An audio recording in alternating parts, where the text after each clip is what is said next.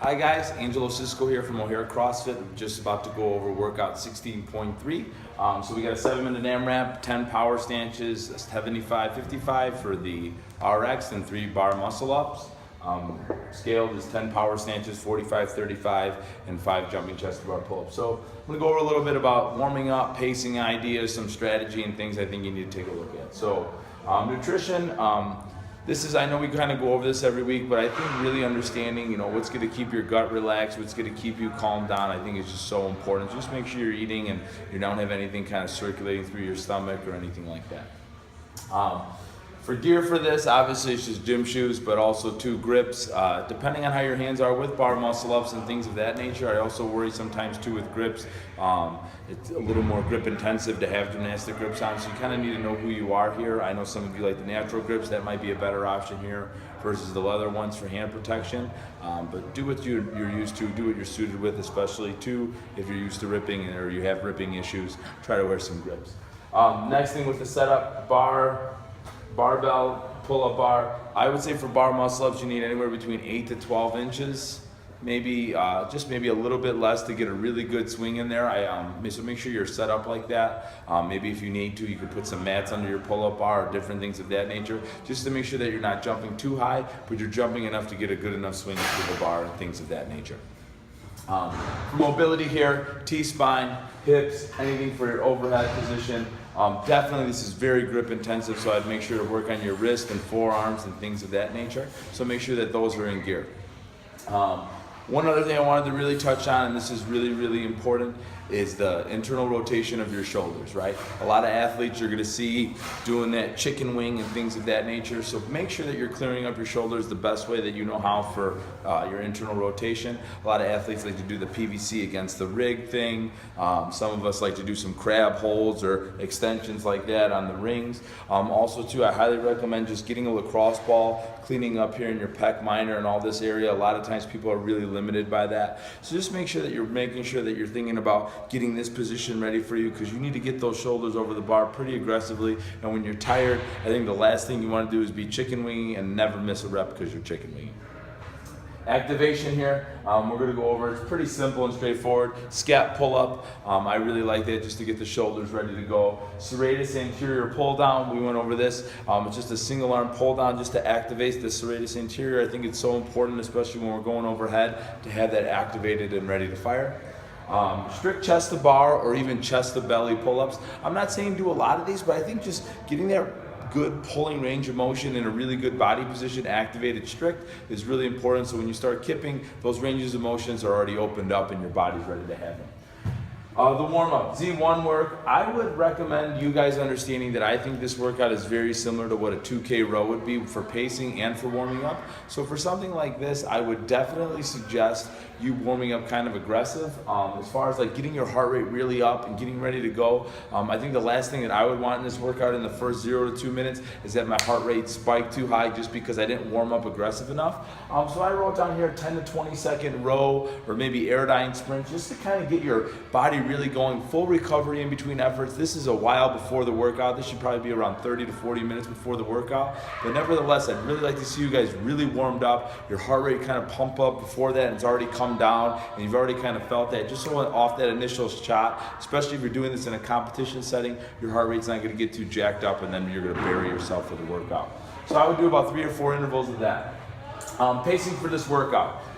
I think people are looking at this, I don't know who said it on their 7 minutes sprint. 7 minutes is not a sprint if you've ever ran a sprint, so just make sure that you understand it. This workout is not one in the 0 to 2 minute area. I would recommend having a strong pace, but something pretty comfortable also. I was looking at the numbers from earlier. I would say right around, depending on who you are as an athlete, close to 35 seconds is where I would want to be coming out of the gate in this workout. If you're going unbroken on the snatches and bar muscle ups, that's what I'm kind of trying to talk to here. Something around that area. I just think if you're going any faster than that, like sub 30 or anything like that, you're going to eventually get caught up in that really, really quick. So just make sure that you're realizing the pacing.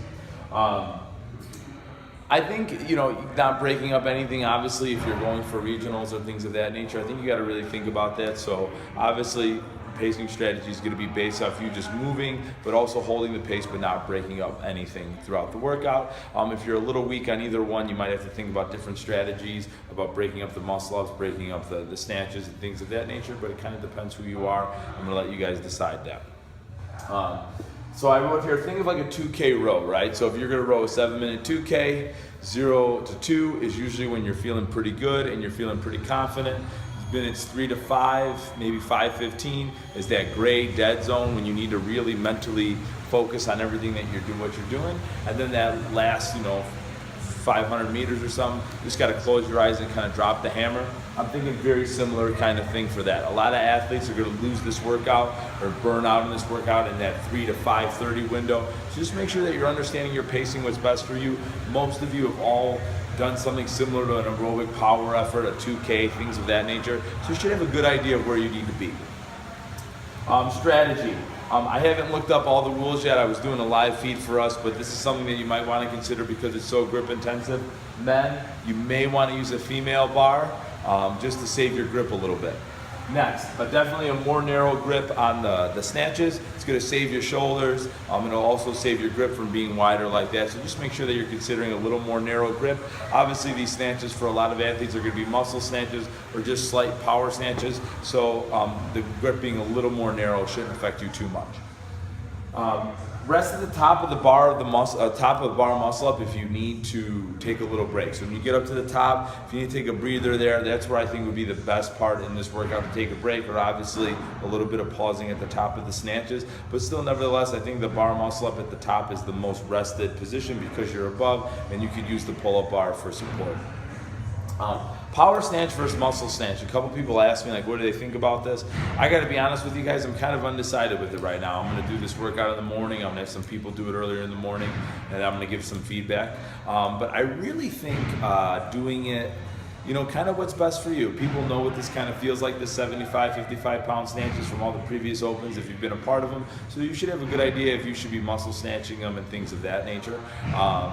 I think most athletes are probably going to muscle snatch this weight, maybe power snatch when you need it, but I would play around with a little bit of both in an earlier warm-up just to check my pacing and see how that really feels as far as what really spikes my heart rate and what really fries my grip a little too fast for me.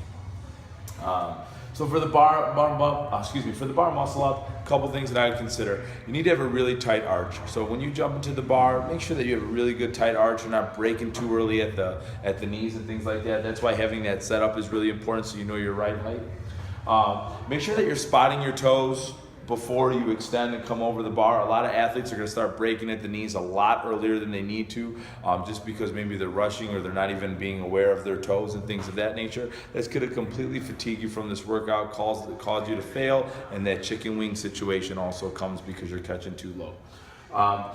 Look to not break at the knees. I kind of touched on that. And lower your chest to the bar before you do the push away. A lot of athletes, I think, are going to get caught up in this huge swing and dropping from the very top. If I were you guys, I'm here, I lock out, I lower myself to here, and then I kind of push away really nice. Because what I'm looking to do is stay tight to the bar as possible, just because that's going to save my grip. That bigger push away swing from the very top and things of that nature may not seem like a lot, but it's definitely going to start wearing out your grip the more and more you do it.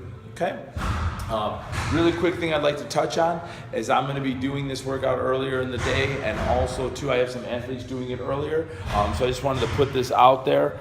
This is my Snapchat, Angelo Cisco, Ange1283.